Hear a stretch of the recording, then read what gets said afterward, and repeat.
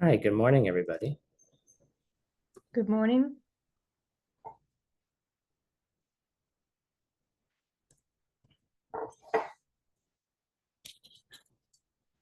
My apologies. I'm still in incredible. I've only been back for 3 days and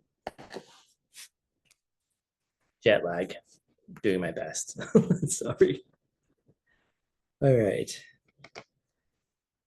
So today's class, I'm really excited about. I'm usually excited to teach. So if I tell you that I'm excited or this is the best class or the most important class you'll ever hear, I'll say it a lot, but this is one of the most important classes you'll ever hear.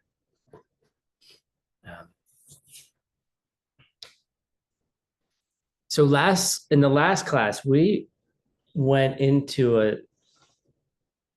on to the next chapter of Shantideva's book, and we moved into the perfection of meditation,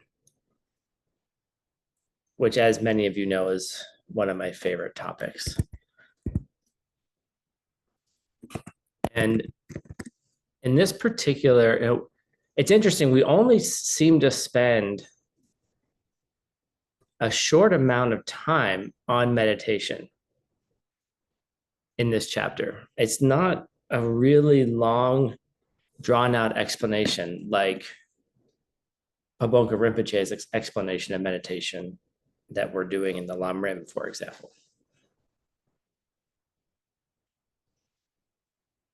And we talk about the idea of mainly pacifying our mental afflictions.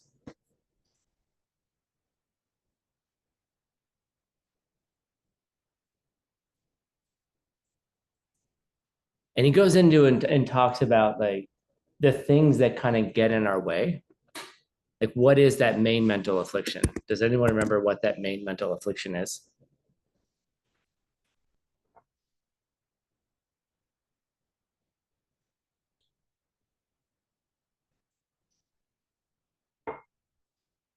Good try, Sandra. It is kind of ignorance. You could just say seeds and ignorance for most answers in this world. But yes, me and mine. Right, Shanti?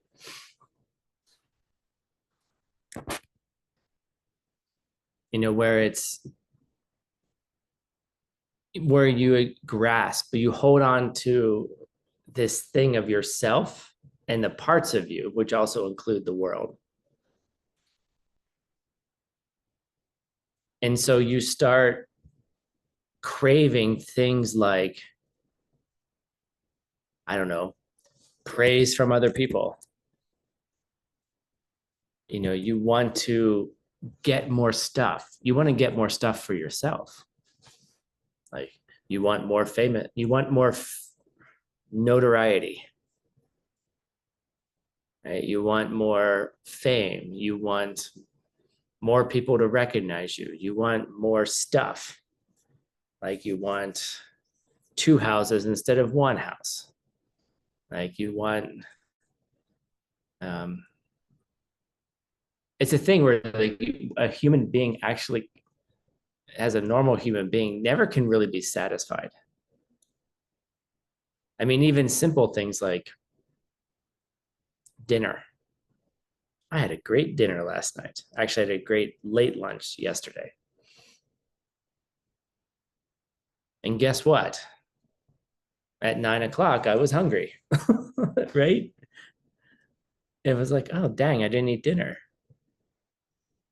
So I want more food. And then I'm like, wow, actually, I'm kind of tired. I've been up all day and been preparing this class. And well, actually, I took a 2-hour nap in the afternoon because of jet lag, right?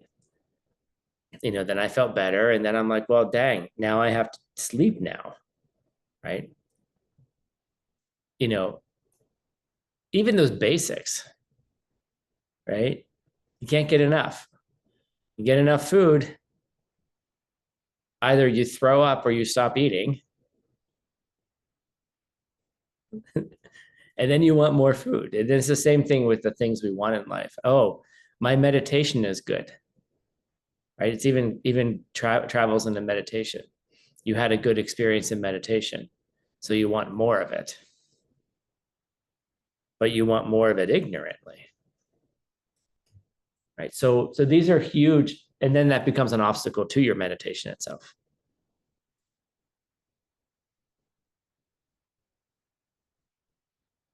So, but he doesn't really talk very long about meditation,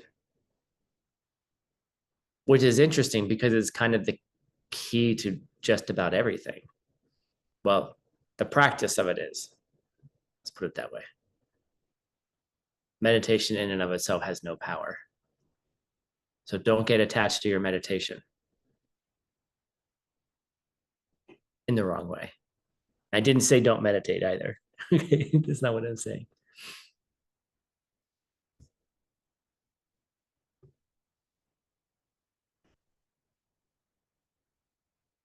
So then all of a sudden we switch gears in the meditation chapter. And this is what it gets really interesting. And we're going to investigate why. And this is why it's probably, I would say, one of the most important classes you'll hear maybe this week. I don't know what the other teachers are teaching, so I can't judge their classes, but at least today in this next hour and a half, this is the most important thing you're going to hear. Right. All of a sudden he makes a switch, and Master Shantideva starts talking about love and compassion and starts focusing on it heavily.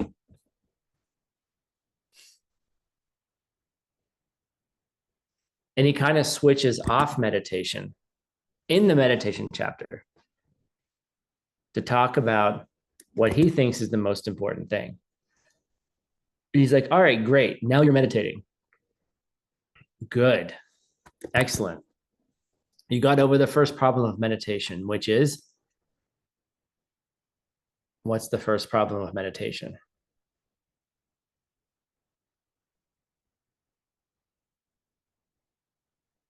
Pereza. Not doing it. Nice job. Lelo. Not meditating. Laziness. The laziness of not meditating. Right?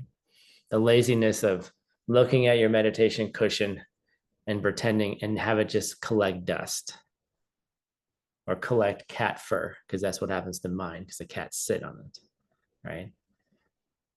And not doing it, just not doing it. But now that you are doing it, we're assuming that you're doing it, right? You're assuming that we're doing the meditation. What does he say? He doesn't go into like, well, how do you meditate? How do you overcome the obstacles? He's like, I'll tell you what to do. And he says, what you need to do is open up your PowerPoint, Tim. That's not what Shantideva says. That was so well planned. I had my class so well planned in my head that I didn't even have the PowerPoint open. Let's try this again.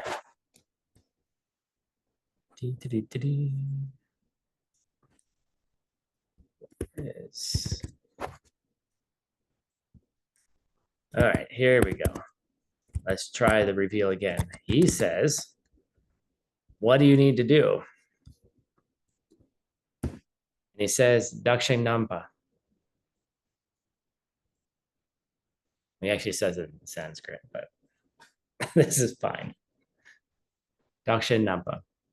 He says, that the first practice we need to learn to do, now that we're actually meditating, he's not saying get on the object. He's not saying follow the instructions of your teacher. He's not saying pay attention to dullness and agitation, which we'll talk about in about an hour, 2 hours, actually, in the long room class.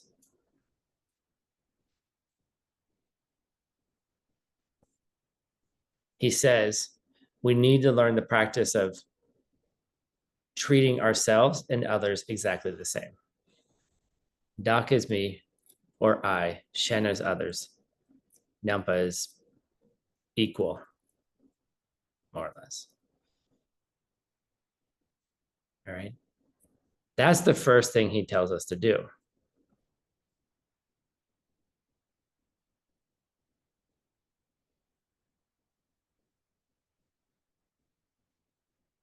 So I think it's a really interesting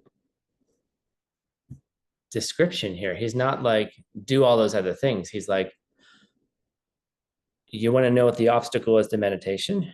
You want to know how to have a good meditation? Do you want to know how to plant the seeds so you can have those realizations? And he's like, go treat yourself. Go treat others like you treat yourself. Right? So let's investigate this a little bit, right? His solution to meditation is not sitting on the cushion. He's not following the 5 problems and the 8 solutions to those problems.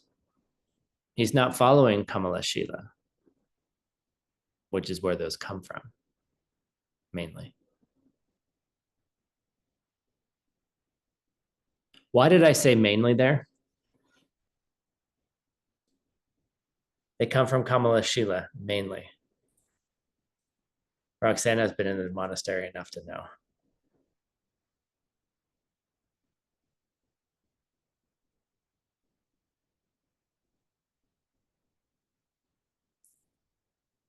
I know that, okay, so Shanti Deva, Kamala Shila was before Shanti Deva. I think, right? So my brain is like, my brain is farting a little bit, and I'm like, I'm not sure if I actually got the dates right. I believe Kamala Shila is before Shanti Deva. Okay. And then if it's true, did Kamala Shila get the 5 problems and the 8 solutions? Did he make them up himself? In my head, I'm like, I don't know. Probably not. He probably got them from his teacher, who probably got them from a great meditator, who probably got them from Buddha at some point. Okay. So that's why I said Shantideva didn't talk about Kamala Shila mainly. And he didn't get those ideas didn't come from Kamala Shila or came from Kamala Shila mainly. It protects me if I'm wrong. Okay. And the first thing you need to do, all of you teacher trainees who are taking teacher training 7, is to just admit when you might be wrong or when you are wrong. All right. Oh, dang. See, Anastasia helped me out here, right? So Kamala Shila didn't even it's about, right? So I'm sure Shantideva was completely aware of the 5 problems and 8 solutions to the meditation, right? That Master Kamala Shila wrote about 50 years afterwards-ish, right? But he doesn't talk about that.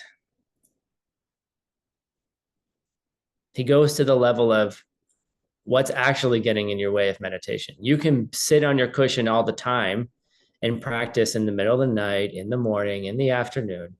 You can do all that stuff. But if you don't have the seeds, then you're just doing, I don't know, you might have some seeds from previous lives, but those seeds will wear out if you're having good meditation. You're not putting more seeds into place, and eventually that practice will just fall apart. You'll get frustrated, you'll get upset, or you'll turn your meditation practice into an affliction.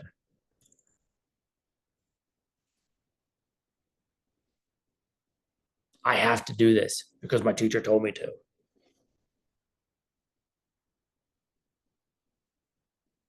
I'm telling you to meditate, but I don't want you to meditate because I told you to meditate.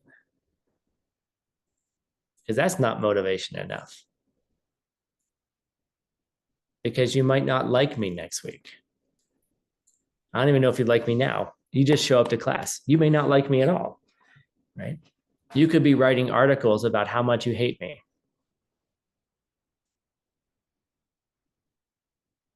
Could. I mean, it'd be kind of weird, but you could be doing that. I don't know. You see? So it's like, don't do it because someone told you to do it. Like,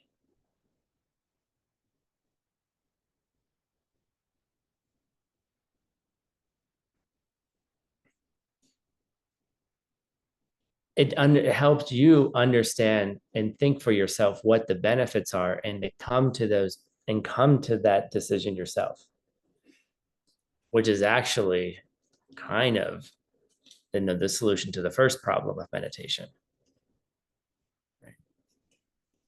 If you want to do what Shantideva did, where he gave a beautiful talk to a bunch of disbelievers in him and then float off, right? We told the story in last class. He floats off, right, and leaves the monastery. If you want to be able to do that, which comes through your meditation, you have to understand the benefits of it, but you have to understand why. Like, how do you get into a deep meditation? How do you get into a place where your mind is single pointedly focused and not thinking of other stuff? How do you get it to have one point? How do you get it there? How many of you have shamatha?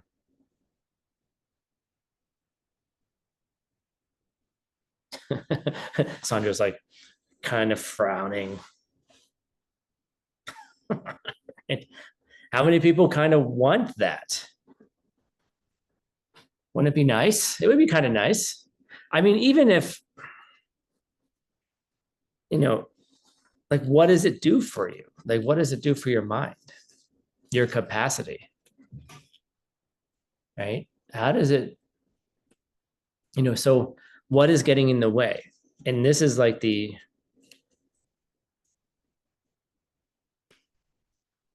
this is how Shantideva kind of guides us in. It's like, what pushes you off the object? What pushes you elsewhere? And he says it's because you only care about you.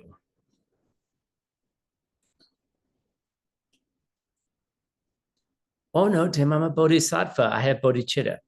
Okay, you say the words, but how much of those words are, I mean, if you think about all day long and you checked in with your mind every 5 seconds, like you put an alarm on your phone every 5 seconds that said, what am I thinking about? Or who am I thinking about? You're probably thinking about your brain. I'm sorry, I just saw the blowing up head. You're probably thinking about you. And for good reason. And I'm not criticizing you for it. You got to put food in your belly. You have to rest, right?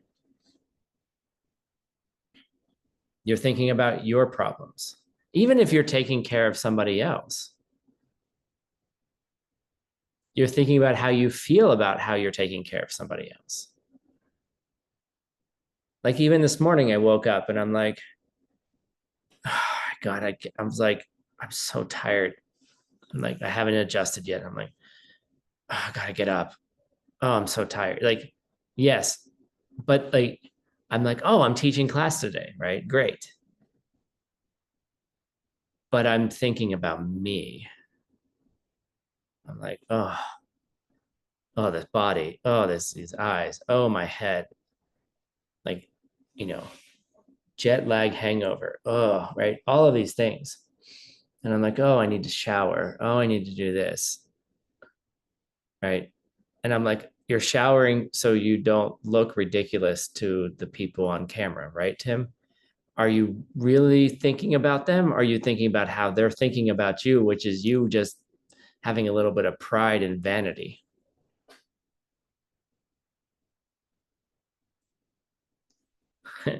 Watch how your service to other people is actually just you. It's depressing as hell. I've had students have meltdowns because of it. I've had meltdowns because of it, where your Buddhism becomes your affliction. And that's okay. It's part of the process. Part of the process is having that affliction, which eventually it plants the seeds to unwind it by itself, just by thinking about it, just by trying. That's the cool part about it. The cool part about it is that just by doing it, even if you are primarily thinking about yourself, self-cherishing,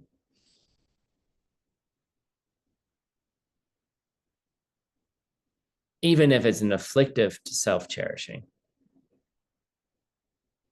it eventually works against itself. It's kind of cool. Because um, even just trying to think about other people and trying to serve them, doing the 4 steps, right? Even the 4 steps, to be completely honest, kind of sounds a little like you're thinking about yourself. I want financial success. I want health, right? I want blah, blah, blah, fill in the blank. And then you go off and you find someone else who has the same problem and you help them. But you're starting with I want relaxation. I want peace. I want mental peace, right? I want rest. I want happiness. I want connections with others. I want to feel loved. I want to feel connected. I want to feel not stressed. Fill in the blank. Okay. I, like me. Right. And then you go, oh, well, I guess to get that, I need to help someone else. And then you go off and you do your 4 steps.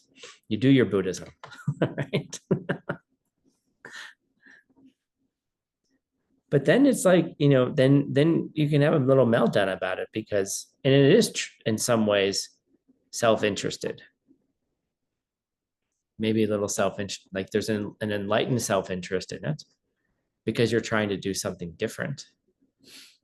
You're not trying to get those things by taking them from others. You're trying to get those things by giving those things to others, which is a complete reversal of what we're normally trying to do.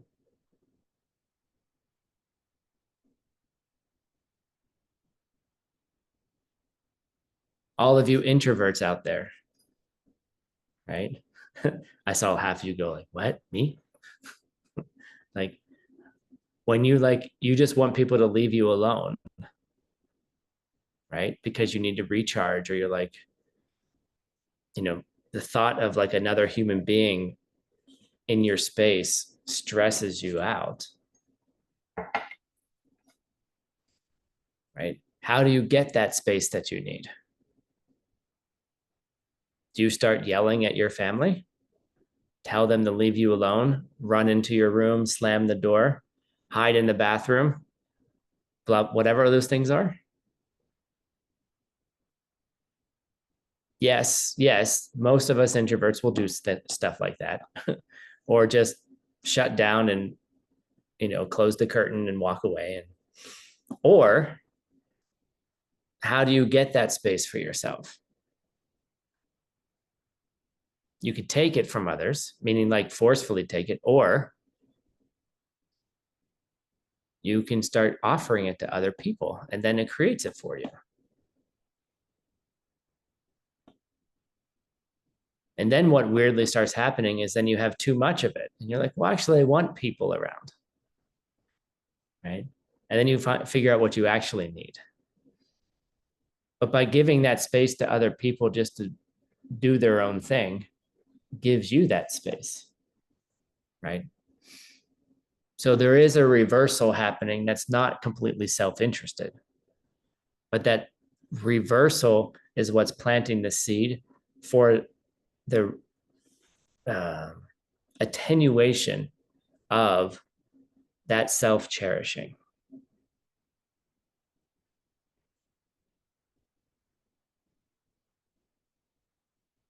But it's this weird thing where Shantideva goes off on an entire explanation of how do we soften our grasp on me, on ourselves, and then start to include other people.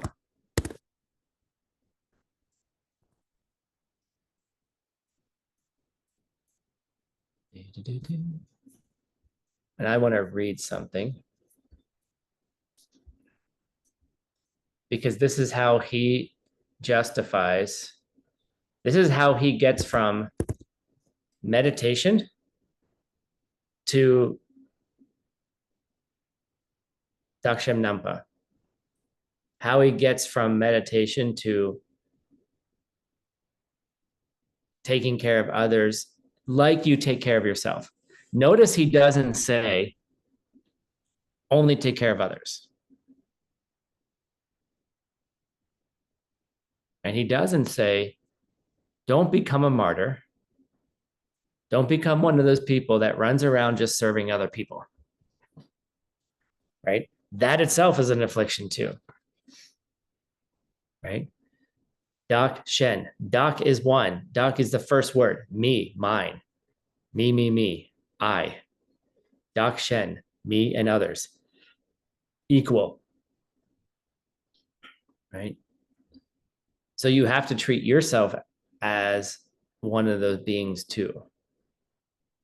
So when you're a little cranky and tired, go to bed. Right? Don't burn out. Oh my God, I have to plant more seeds. Anastasia, don't turn seed planting into an affliction. She works really, really hard. I'm worried about her. I don't want to see burnout. Get some rest, right? That's the other thing when you joyfully help other people, then all of a sudden you start having more energy. Right? So then you have more joy and then you push through it. So that's a different type of affliction. We'll talk about it later. So how does Shantideva get there? How does he transition from, you're doing your mudras, whatever mudra you do. I just relax my hands. I don't do any weird things with my fingers. If I'm cold, I put my hands downwards. If I'm hot, I turn my hands upwards. That's my mudra. Okay. Hands down, I'm cold. Warms me up. Hands up, I'm hot. Cools me down. That's the extent of my mudras, at least that way.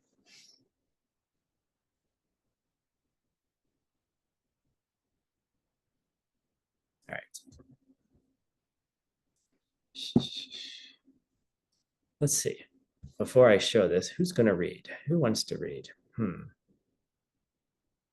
Sharon's translating. Jana's translating. Natalia's translating. All right. Hey, Z, do you want to read some poetry?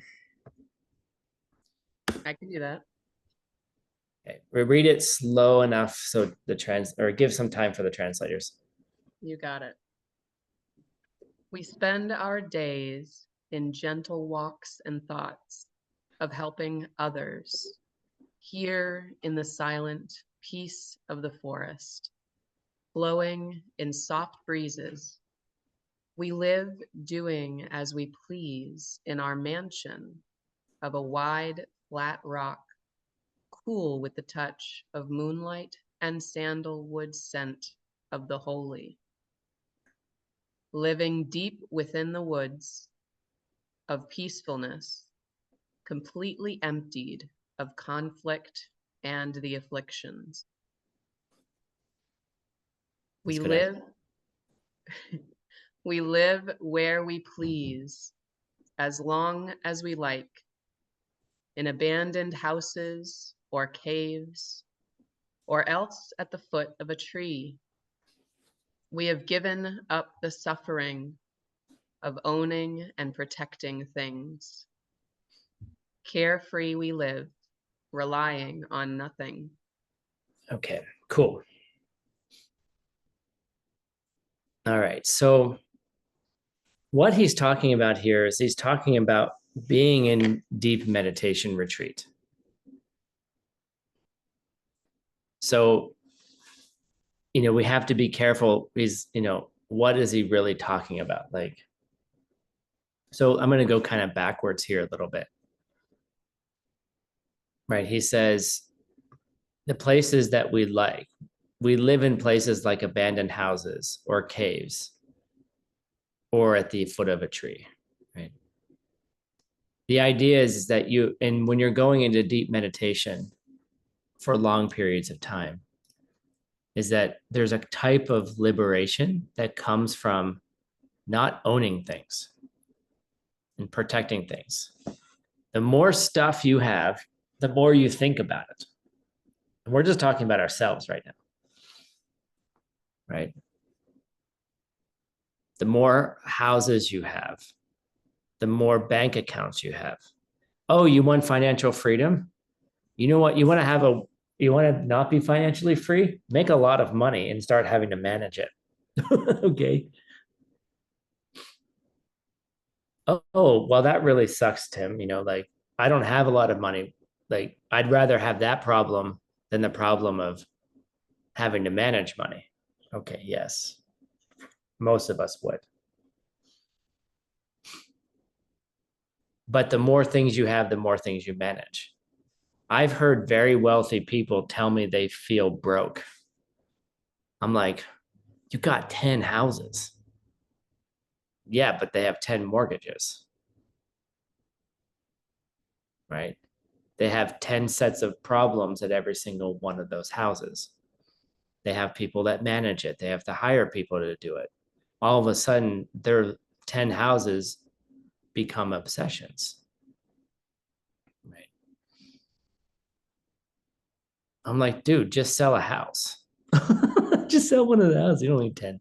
But that's the thing, is the more stuff you have, that becomes the affliction. More and more and more and more, right? It's good to have financial freedom. I'm not saying it's not good. It's good to be able to relax. It's good not to have to worry if you're going to go out to dinner, or if you're going to make sure you eat at home because you don't have enough money, right? That's all good. That's fine. Work on those seats.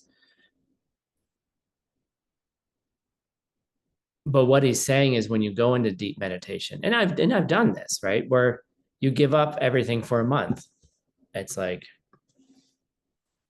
you have people live in your house, Tim. You have someone take care of your cats, and you just stop. You stop it all, right? You stop thinking about your worldly worries. Go to a meditation cottage at Diamond Mountain. Have the food delivered. Of course, that will turn into an affliction when you start worrying about whether the food will be delivered or not, or if the food's a day late, even though you have a full fridge of food. Your mind will mess with you. Don't worry. But when you get more and more into the meditations, and you're just like, I'm here to meditate and I have nothing else to do, right? It's actually one of the benefits of having a sponsor or two for your retreat is that if you're not doing retreat, you start to feel guilty because somebody else is paying for you to do it. All right. You actually should feel that way about your job and everything that people do things for you right? They're asking you to do something and they're giving you something. You should do it. I mean, if you really want a good motivation, which I'll get to in a second. But as you move into meditation and move into these longer retreats, there's a kind of liberation that happens where all of those worries kind of just fall away. Like, oh, what's happening at the hotel? Oh, nothing I can do about it. Wonder how that person is. Well, can't do anything about it. Does anyone even know where I am? What if I get sick? What if I die? No one will find me. Yes, they'll find you at Diamond Mountain. Okay. But there's still a thing of like, there's no one you're interacting with, right? They're not checking up on you every day at Diamond Mountain. They don't come to your door and look in to see if you're alive. You know, like I look in the window of my 85-year-old neighbor to see if he's still alive, right? Still making sure Venerable Phil's tooling along, right? Right? People don't look in the windows the point of meditation retreat is you're by yourself. They don't look in the windows to see if you're alive, right? That would be weird. Kind of creepy too, right? Now, of course, you can set things up at Diamond Mountain where they will check on you if you have fears, or you can send little, you can turn on your phone and send one message to the caretaker and say I'm okay, or you can leave notes in your box, right? That's fine, right? But all of those things are just fears and afflictions, and that's okay. But there's a liberation that comes from just letting it all freaking go. It just goes. Don't worry about your house. Don't worry about your cats. Don't worry about your family. There's a kind of new freedom that you find. And then you come out of meditation retreat and you just realize how freaking busy your mind is.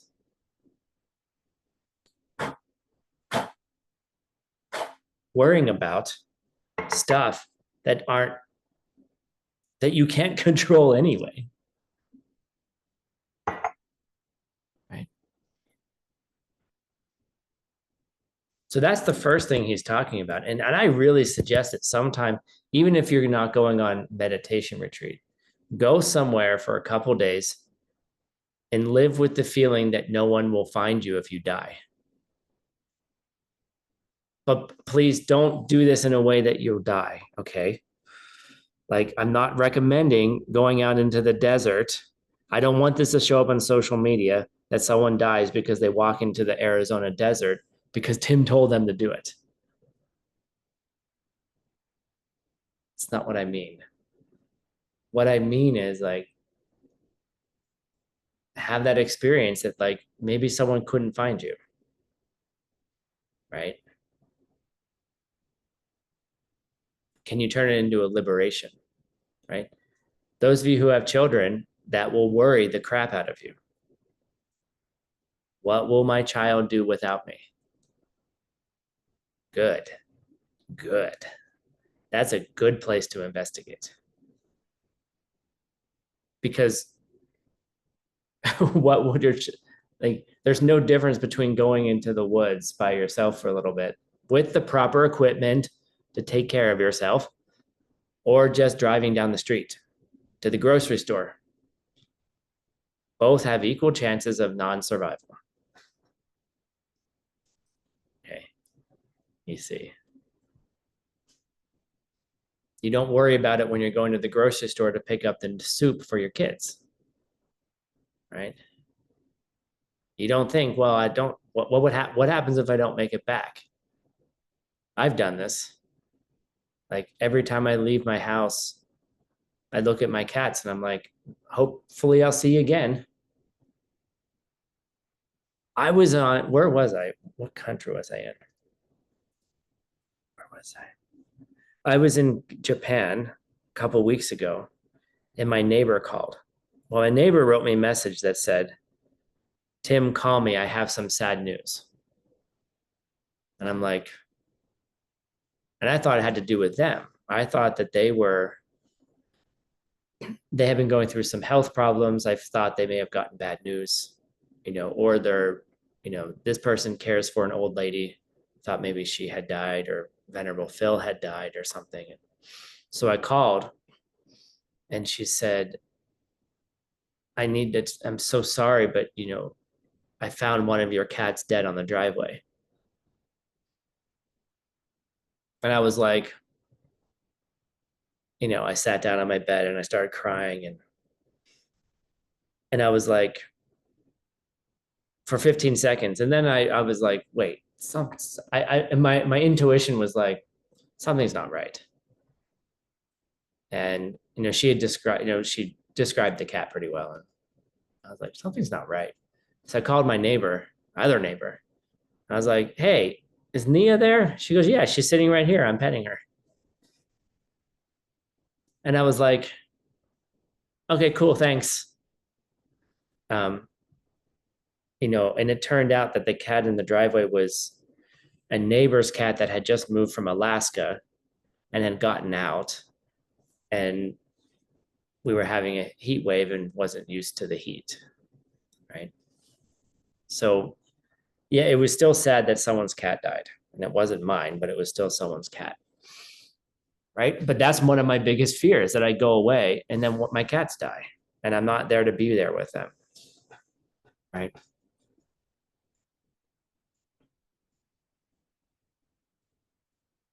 But they equally could be, they just went outside to play, right? It rained, they're running around, and one of them could die right now, right? They could get hit by a car, a coyote could come, right? They could have a heart attack, who knows, So it's this thing where like we don't think about those things,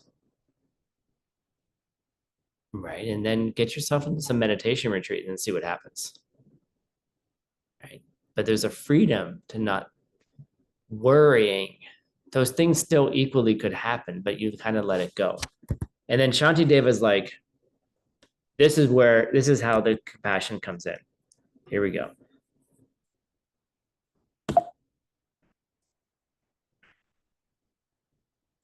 When you empty your mind, living deep within the woods or the desert or whatever you want to call it, right? Of peacefulness, meaning meditation. By the way, meditation is not peaceful. You're battling your afflictions, right? You're completely emptied of conflict and afflictions, okay? Meaning that when you get into retreat, deeper meditation, there's no one to have conflicts with. There's nothing to worry about. Like the normal worries go away, the normal afflictions go away. There's an emptiness, a type of emptiness, not the emptiness we're usually talking about. There's a vacuum. There's an empty space. And he says, that's when you fill it up with thoughts of helping other people. And that's how he makes the transition from the chapter on meditation into compassion. And it's really, I don't know. I think it's really cool. Maybe you don't think it's as cool as I do, right? But he's basically saying, okay, now that you let go of all of that, now you have space. What are you going to put in that space? Thoughts of caring of other people.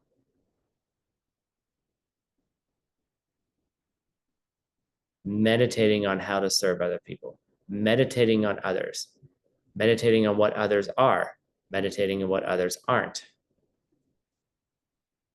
You're by yourself.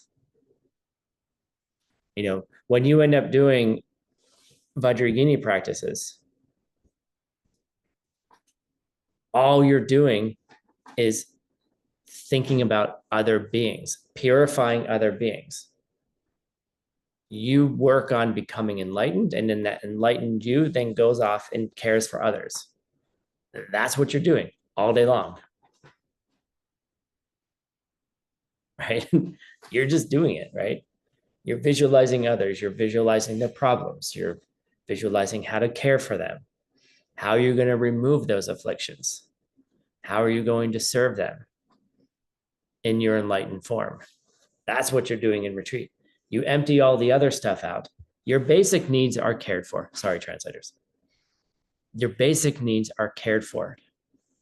Your food comes, which of course you arrange. You just don't drop into retreat, right? Master Asanga didn't go 12 years in a cave without having an attendant bring him food. He didn't just lick the water off the walls and eat the scorpions. Right? Eventually, all the bugs will be gone, right? And they're not that yummy and healthy. Okay. He had an attendant. It doesn't say, I mean, maybe he didn't, but he wouldn't have meditated for 12 years if he had to go hunting elk for his food or gathering berries, right? And looking for water, right? He didn't meet Maitreya because he was looking for berries, right? That's a good line. You don't meet Maitreya looking for berries.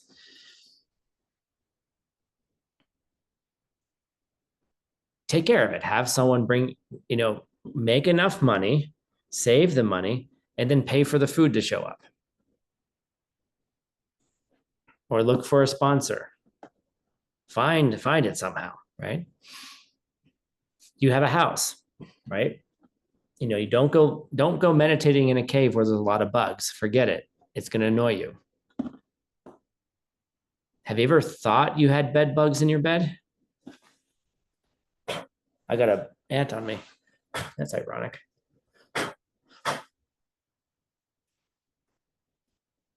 Right? Have you ever thought you had bugs in your bed?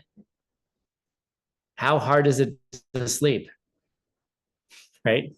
Every little extra sensation, you're like, what the fuck? You're trying to, I had a spider in my bed that kept biting me. Right? So that's why you need a house, right?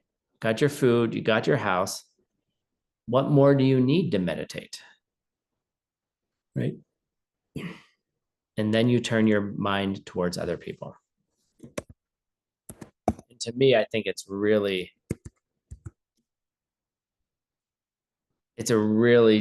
for me, is a really genius way of going in.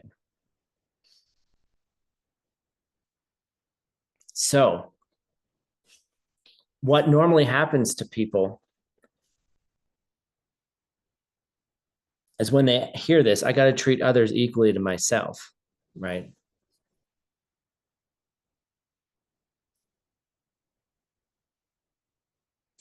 Is that the first objection that people come up with is, how would it be possible to think of all other living beings? Just think of the number of living beings in your garden, the number of ants, the number of, little tiny flies, the little bees and the butterflies. And, how am I supposed to take care of each and every one of them? How many humans are on the planet? Right? How many, it just becomes it becomes a lot, right? It becomes incredibly overwhelming. I don't know about you. I'm going to save all living beings. That's a lot of beings, my friend, right? It feels daunting. It feels too large. And so Shantideva, of course, has an argument for it. So I have a picture for his argument. Okay. Right? His argument is, think about your own body. Okay, everyone, think about your body. How many parts does your body have that you care for? So you got a thumb, you got a second finger, you have a middle finger, you have a fourth finger, you have a fifth finger, right? You have a palm of the hand, you have a back of a hand, right? You got a wrist, you got an elbow, you got a shoulder. I'm not going to show you my toes, right? All the way down to my toes, there's, how many parts can you count? How many parts are there in your finger, right? Well, there's this part, there's this knuckle, there's this knuckle, there's this fingernail, right? Then there's under the fingernail. Then there's the white part of the fingernail. Then there's this, I don't know, pinkish part of the fingernail, right? How many parts do you have in your body? Well, I got some eyeballs. I have an esophagus. I have an intestine. I have a liver, right? I have a heart sometimes. I have a brain sometimes, right? And I take care of all of those things. I'm going to take this pill because it helps my heart, right? Makes it stronger, right? How many parts of your body do you care for in a single day? You wash it every day, right? You wash your ears, you brush your teeth, I hope. At least not to offend other people, right? You put food in your body, you put the clothes on, right? How many things do you do throughout the day just to care for each of the parts of your body? Oh, my forearm is cold. Right? It's actually kind of cold right now. It's been sitting, right? Now I'm going to warm that up, right?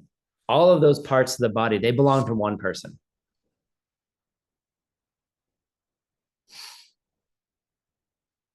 And so his argument is, if you can take care of all of those parts, why can't you take care of other parts?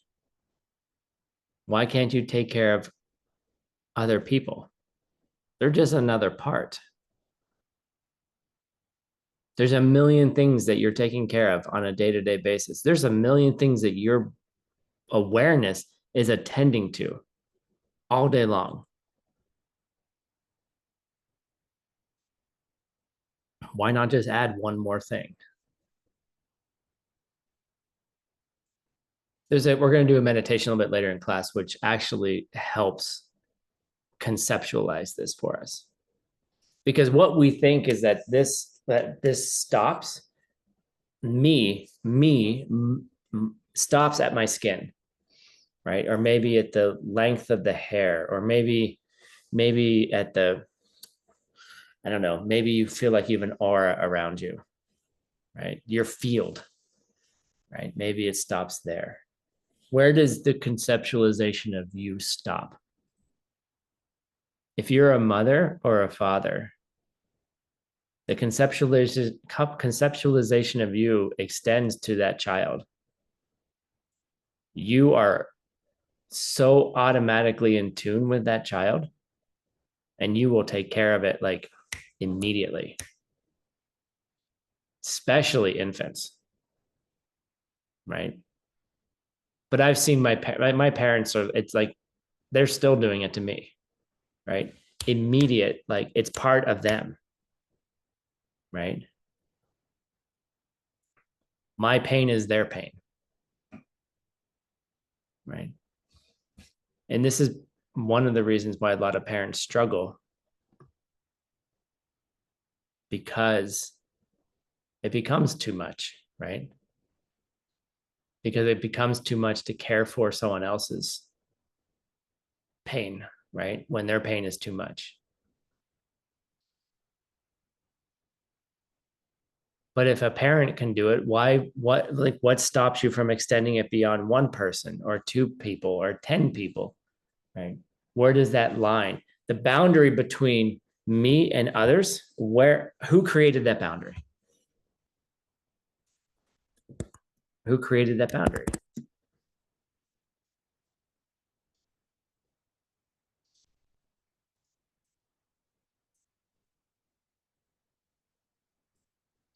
Right? It's you who created that boundary. You created it.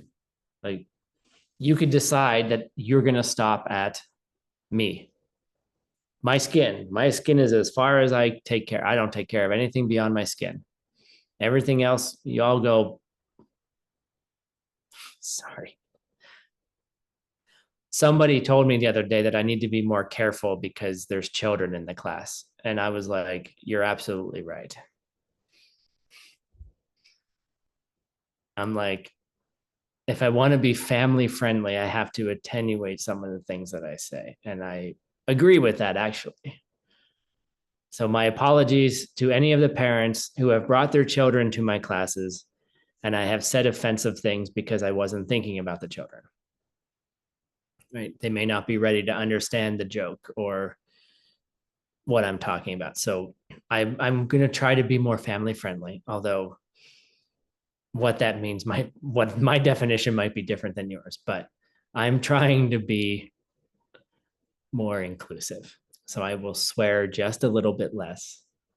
Y'all can just, the point is that when you define yourself only to your skin, right? Versus further, like where do you extend beyond, right? If I extend me beyond me and I think about the people who might be listening more, right? Like my sounds are going beyond me, right? So the sounds of the blah, blah coming out of my mouth, going into your ear, like that affects you, right? So what kind of sounds do I want to come out of my mouth? Do I want the sounds of,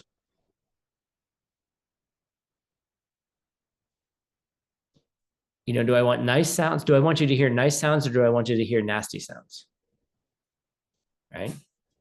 If I don't think me extends beyond me, then I don't give two craps about what I say.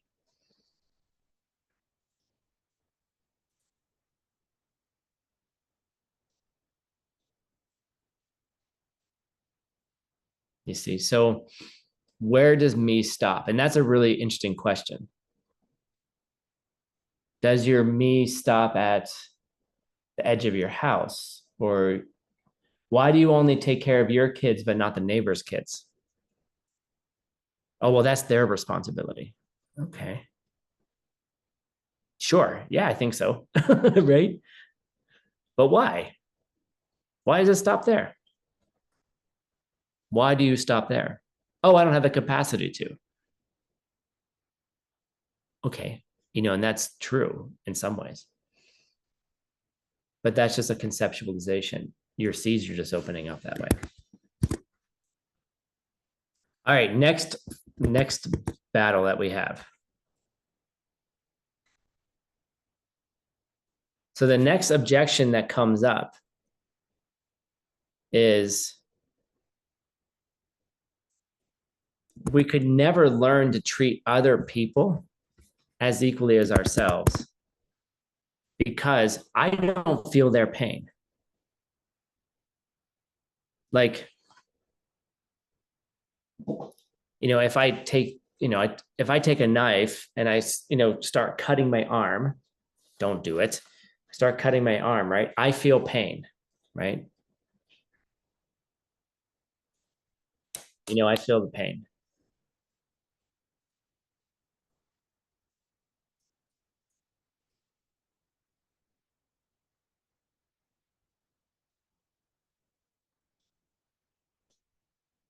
But then if I cut your arm, I don't feel your pain.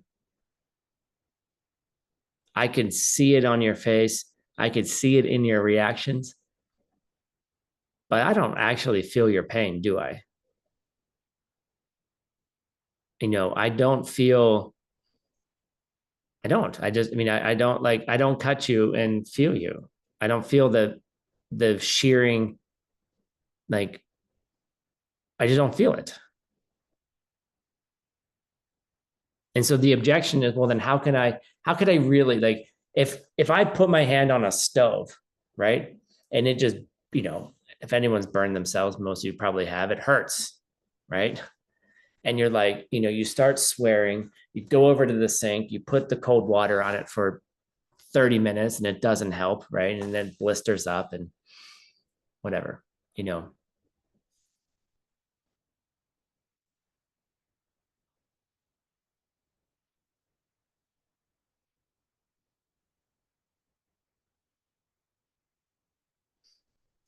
So, but if you put your hand on the stove and I watch it happen, I don't really feel it. I might be reminded of how I felt when that happened, but you know, I don't really feel it, do I? You know, and that's the interesting question. Like, how could I possibly do that, Tim or Shantideva? And again, he says it's just a habit that we need to put out.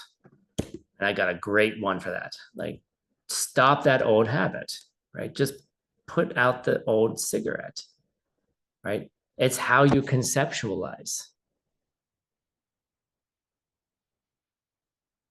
right? It's how you conceptualize others. That's the only difference.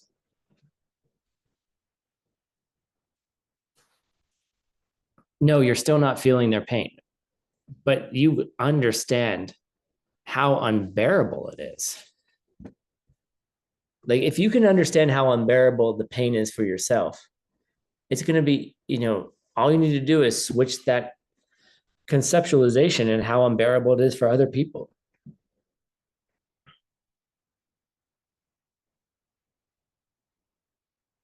You know, it's hard, it's difficult. Some people have more capacity for it than others, but everyone can develop that capacity.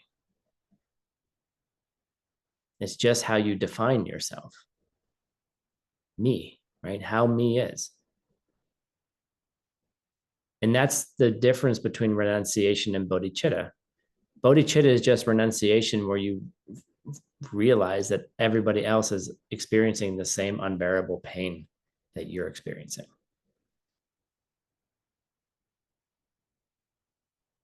And there's something very weird that happens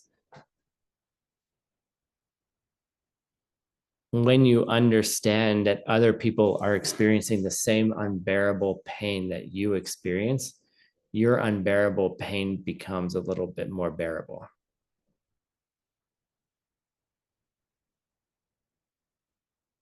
It's an extremely counterintuitive, weird thing that happens. When you look around at everybody and you're like, everybody's suffering in the same way. Like, I very rarely tell my teacher stories because I didn't live it. And it feels kind of weird, but I think it's appropriate. He was translating for a Tibetan doctor at some talk many, many years ago. And at the end of the talk, they said, hey, tomorrow between, I don't know, like 2 and 4 p.m., you can come to the center and the doctor will offer 5-minute consultations. If you have some kind of problem, you know, come and get come get an appointment by donation. I don't know if it was by donation. I don't know. Right. If you have a problem, right? So almost every single person from the talk showed up. They had a problem. Every single person has a problem. Don't think, look at everybody who has their camera on, and then half of the people who don't have their cameras on. You knew I was going to find a way to say it, guys. I will achieve total enlightenment when everybody turns on their camera. That'll be my goal. Okay, that'll be the moment of glory. But look at each of the people right now. It's my pressure, Jackie, not yours. Just look at it. Flip from speaker view to gallery view. All right. And look at each other. Like, look at someone you don't know. You probably have seen a lot of the people before, right? Look at someone. You know, and look at Brian Mendoza. Brian Mendoza is an avatar. Okay. Right. You know, who's behind that avatar? If you can't see him, he's going to get spotlighted because it's a perfect example. Okay. Right. You know, who's that person behind the avatar, right? You know, what's going on for him? How does he struggle? You know, Brian's a delightful person. He's in his pajamas, right? He's right. It's late. I get it. He's not wearing his suit to class. He's wearing his pajamas. Congratulations. But right, you know, so what's going on for Brian? He's a delight to work with. He's a wonderful person, right? He's wonderful to have around. You know, I enjoy Brian. I get to see Brian in a couple of weeks. But what's going on for him? Like, what challenges does he have? Right? What's behind the avatar, right? Literally, what's behind everyone's avatar?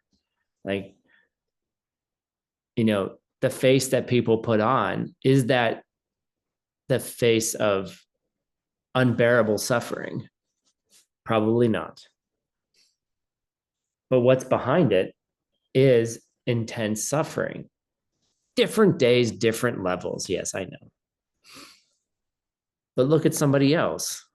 What's going on for someone else? I'm not going to call anyone else out because I'm not going to put you up on the screen. He was an avatar. I promise. Right? But look, like, what's going on for that person?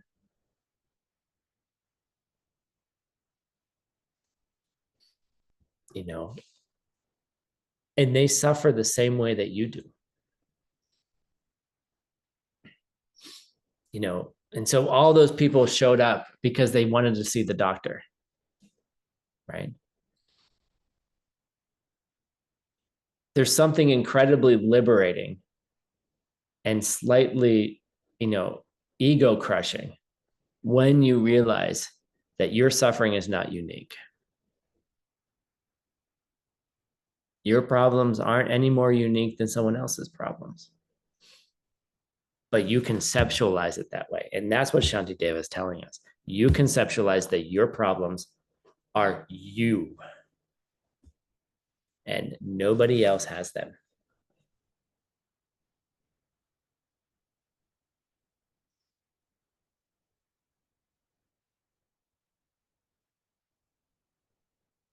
Nobody else has worries. Nobody else is sick. No one else is any, you know. Really? No, you know, is that really true? One of my friends said to me, I was whining about something in my body, and she was like, how many things hurt in your body? I said, one. And she was like, come back and complain when you have 5 things that hurt. Go away. She's a teacher, one of my teachers too. She was like, you only have 1 thing that hurts. I have 5 things that hurt all the time. Right. So the idea really is like, it's a conceptualization challenge. Stop the habit of only thinking that your problems are the only problems there are. You're the only one that's reacting to this problem this way. You're the only one that's suffering this way. Yeah, but Tim, I have so much responsibility. Yes, all of those things are true. They're all true. I don't have enough money. Yes, I know. I'm sicker than someone else. Yes, I know. I live in a place where they're bombing me. Yes, I understand that. Does it make your suffering any more important than others? To whom? To whom? Right?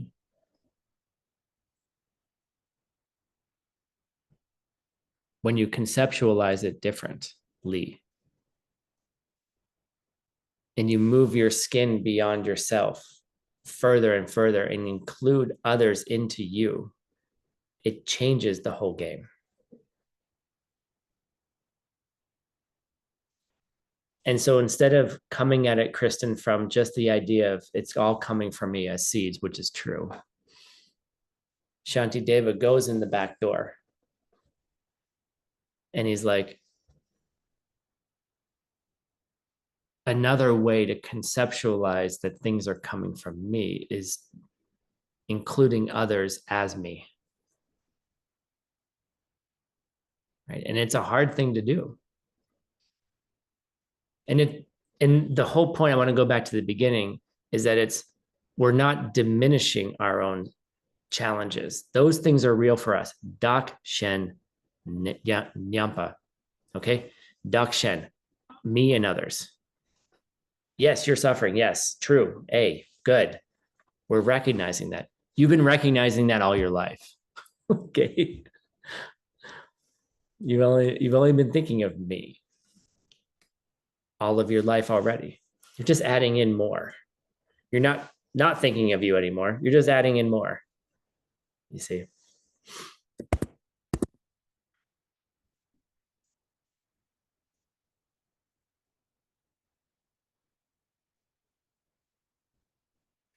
You can do.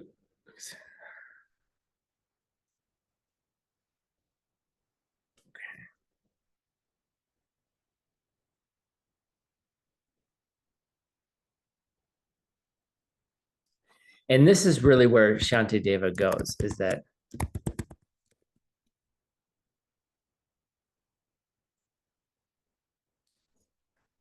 okay, here's an exercise. I want you to choose somebody on the screen, not me. Go to gallery view.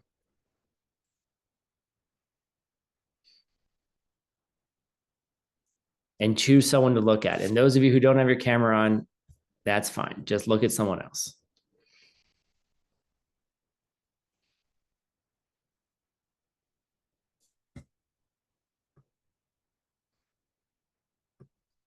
And ask yourself, look at that other person. Okay, choose someone at random. And ask yourself the question, does this person want happiness?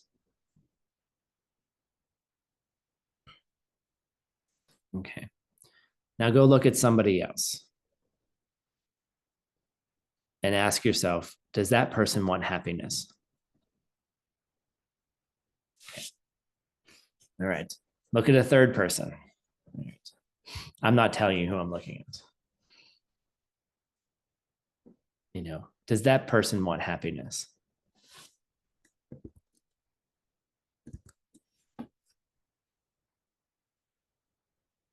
And ask yourself, do you want happiness? How many people here want happiness? Like true happiness.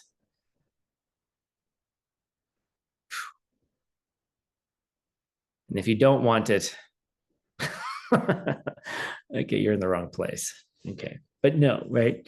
So, okay. What is the difference between the happiness that you want and the happiness that those three people you looked at wanted?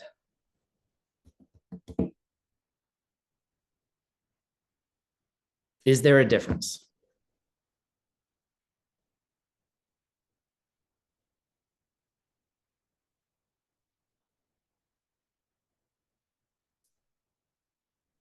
Okay, let's do it differently. All right, look at somebody else and then ask yourself the question, does this person want to stop the suffering that's in their mind and hearts and their body?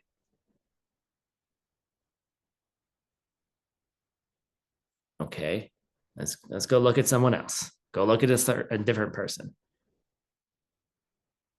Does that person want to remove the suffering in their body and mind and heart?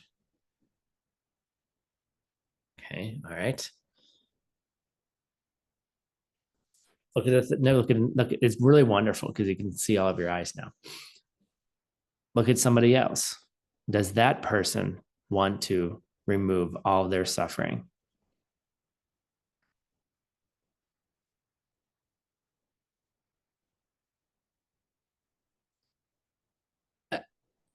It's really hard to say no. For me, it is anyway. It's really hard for me to be like, yeah, no, that person just wants to keep suffering. It's really hard to convince me of that. Okay. So what is the difference between their want to remove all of their suffering and you wanting to remove all of your suffering?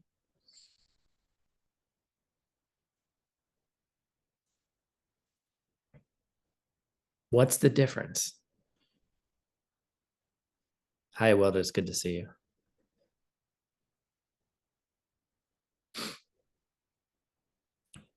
And this is what Shantideva teaches us.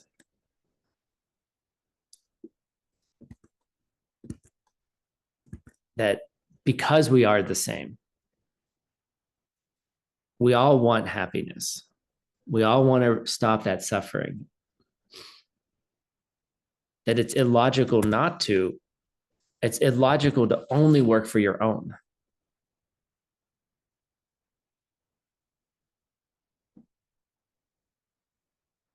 And notice we're saying only work for your own. And it doesn't mean stopping working for your own because you're taking care of others. It's not like that.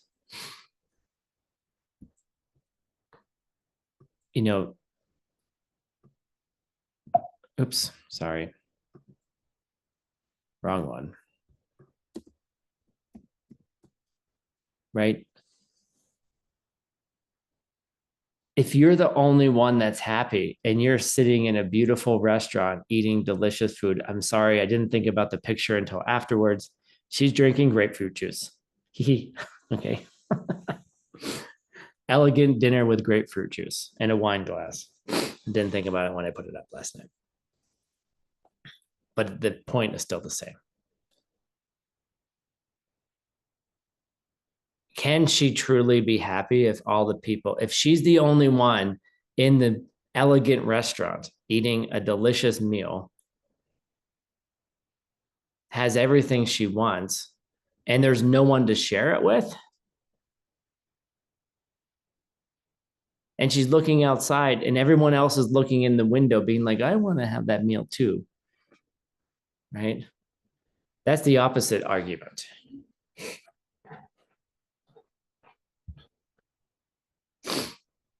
It's kind of lonely if you have no one to share it with. Are you really even happy? Right? So if you can recognize that others want the same thing that you want,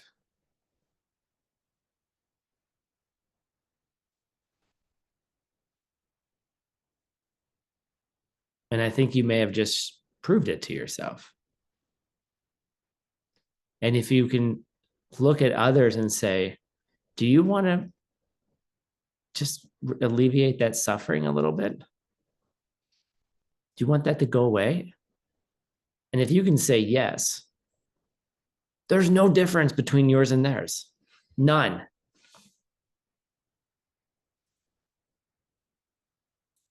There's no difference. And that's why Shantideva says, if we can get to that place, then bring that into your meditation. Bam.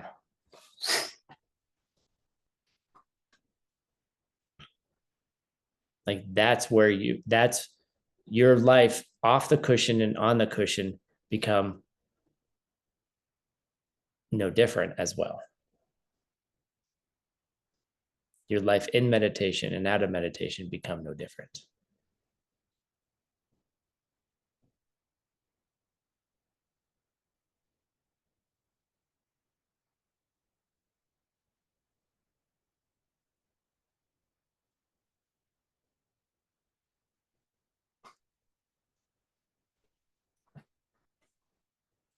That felt like the end of class. Wow. Okay. We got 8 minutes left. How about questions? By the way, there is one homework question that's about Gelsub J's proofs. You can find them in the reading and you can do it yourself. We already talked about it, but you can find them yourself. Making you do the work. Any questions? It can be about anything, about the class, your practice. I mean, within reason, it can be about anything.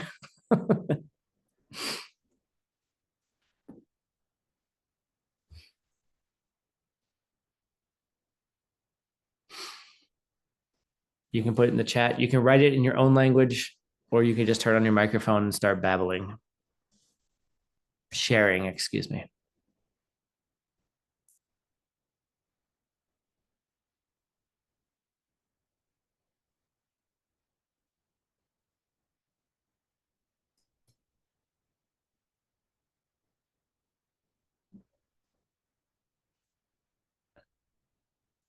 Word of wisdom from Tim.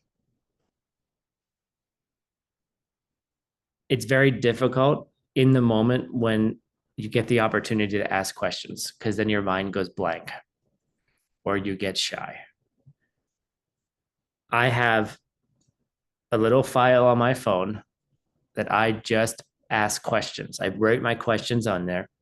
So when my teacher says, any questions? I'm like, oh, I don't know, and then you could have pulled them out. Okay. Let's see. Anastasia says, in the angel event, the more distracted.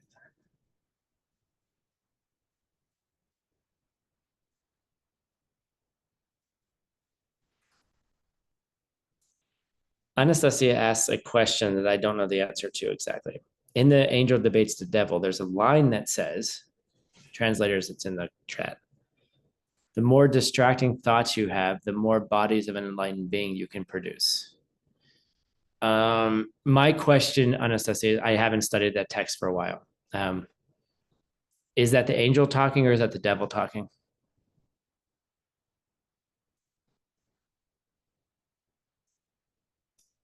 No, I don't know exactly. It was just a quote that there was an angel debates the devil text. Yeah. The way to find the answer to that is, as you're reading the text, is who's speaking. And then you need to know who's speaking to whom.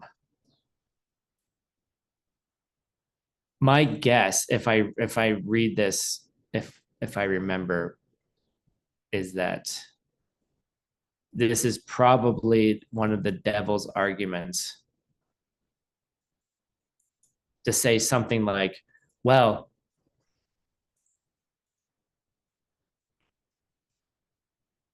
how could you possibly, this is total speculation. Okay. This is my read on this. How could you possibly become an enlightened being and know all things if you haven't done all things? If you haven't thought of all things? If you haven't tried everything, the good, the bad, and the ugly? So I'm guessing the devil is saying, oh, you need to do all of those things to become enlightened so you can know everything, right?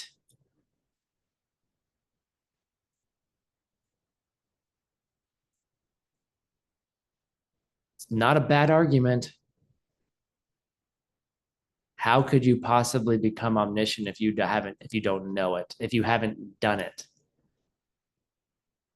It's a good debate question. Take it to the debate ground.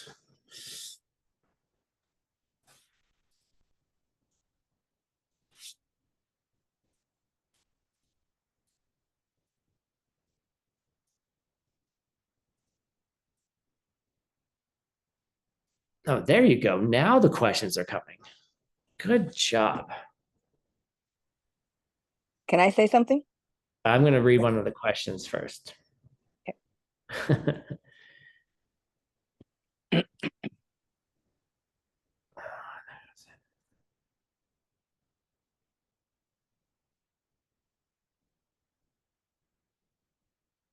Okay, this one's the most relevant. And Natasha says, how we're trying to build the habit to feel the pain of others, but how do we feel the pain of others if it's not ours and we can only imagine it?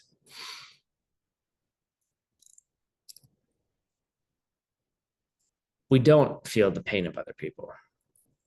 Maybe. But it's how we conceptualize suffering.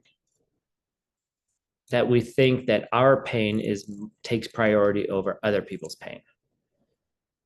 So if I burn my hand and Janet burns her hand, somehow I feel like my pain is more painful than her pain. because I can't feel the pain in her hand. Right. But it's not about one-to-one correspondence of like, oh, I'm going to be feeling Janet's pain. Right. Oh, I'm going to like, if she burns her hand, then I'm going to feel the burning myself. It's not like that. It's a conceptualization of who you are and who they are. We didn't have enough time. I was trying to debate if we were going to do the meditation or not when I finished class. We'll do it at the beginning of next class. It's how you conceptualize what's you and what's others. Where does you start and where do others begin? And what if others are you? That there is no separation between me and you. But we're not one. Thank you, Nagarjuna. Okay, we're not one. I am not Janet. Janet's not me. In that sense, we're not one. But how in another sense are we? There is no difference between Tim and Janet. Me and other. And you have to meditate on it. You really have to meditate on it.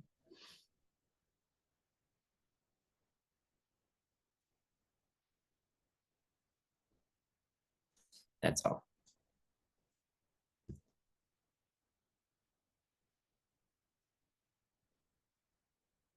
Oh my God, now you guys are asking good questions. There you go. Start debating with each other those questions. We debate those questions all the time, my friends and I.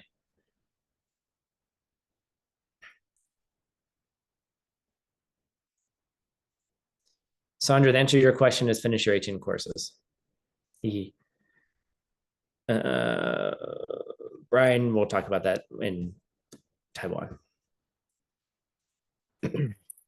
And the emptiness of time is an emptiness of time. You gotta think about it. We'll talk. You can ask those questions later. Debate it. Debate that question louder with all of your friends. That's a good question. Cool. Good class today, guys. I mean, I felt like it was a good class. Wait, I just told myself I had a good class. Good class today, guys. I feel good. I hope you feel good. Thank you. So take a half-hour break if you're sticking around. We're going to be doing some Lamrim meditations. Not the meditations, but we're learning about meditation. Thank you all very much for coming. Very much appreciate all of you. And let's say, first of all, thanks to the translators. Thanks, tech team. Excellent job as always. We couldn't be doing it without you. Oh, Christian, how did you do that?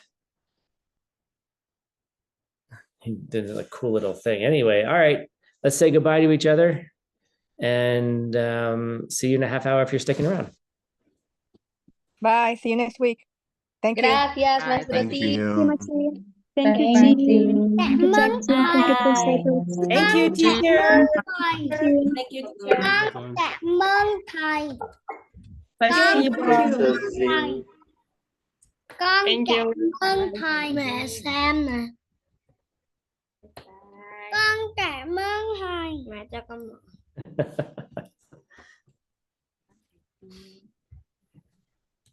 Con cảm ơn thầy Tim. Chào thầy Tim.